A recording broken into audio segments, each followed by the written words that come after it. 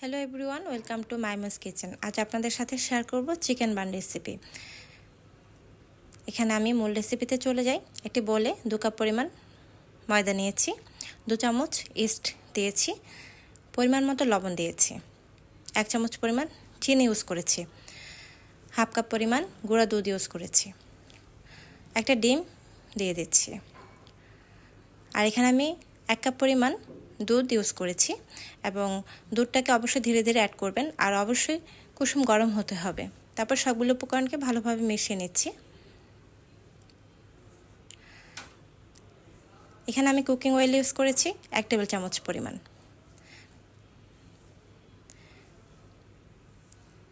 সবগুলো উপকরণকে ভালোভাবে মিশিয়ে সফট একটি ডো তৈরি করে নেব। হাতের সাহায্যে ভালোভাবে আমি ময়াম করে নিচ্ছি, এতে করে সফট ডো তৈরি হবে। এবং আমি এক পাশে একটি কাপড় দিয়ে এই ডোটিকে 1 ঘন্টার জন্য রেস্ট রেখে দেব। তারপর আমি একটি ফ্রাই প্যানে তেল দিয়ে দিয়েছি। আমি এখানে বানের স্টাফিংটা তৈরি করব।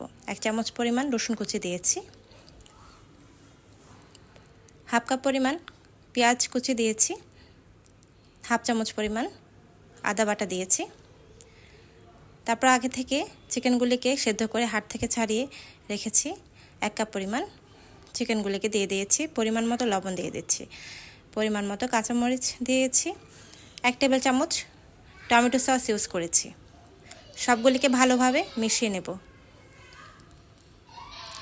এখানে আমি 1 কাপ পরিমাণ দুধ ইউজ করেছি, হাফ কাপ পরিমাণ গাজর কুচি দিয়েছি,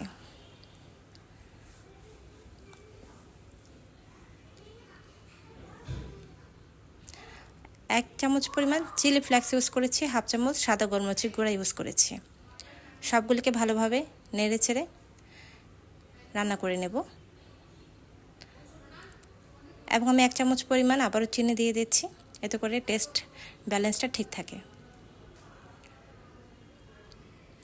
খুব মজাদার এই রেসিপিটি অবশ্যই আপনারা বাসায় ট্রাই করবেন। এখন আমি একটি বলে বানের স্টাফিংগুলিকে তুলে রাখছি।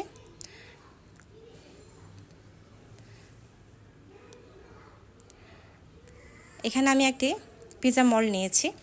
আমি তাতে তেল ব্রাশ করে নিচ্ছি যাতে করে বানগুলির নিচে পুড়ে না যায়। আর এখানে দেখতে পাচ্ছেন আমার ডোটি কতটা সফট এবং ফ্লাফি হয়েছে। আপনারা ক্যামেরায় বুঝতে পারছেন কিনা, খুবই সফট হয়েছে। এই ডোটা দিয়ে আপনারা পিৎজাও তৈরি করতে পারেন।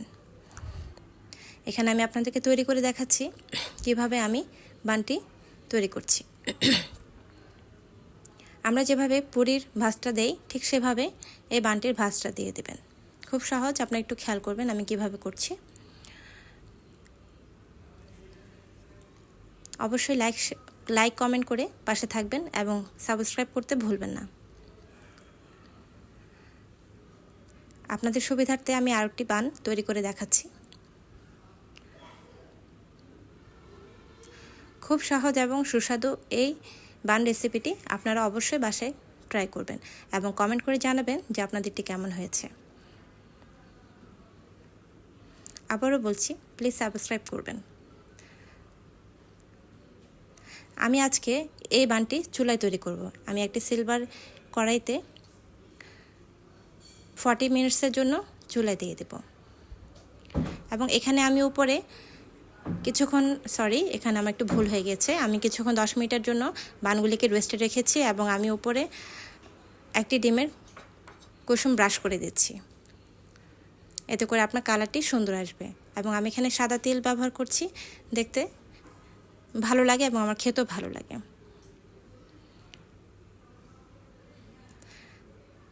এখন আমি বানগুলিকে দেখাচ্ছি। আমার বানগুলি চুলায় দিয়েছি, এই যে আমার bun ready. Thanks for watching. আল্লাহ হাফেজ।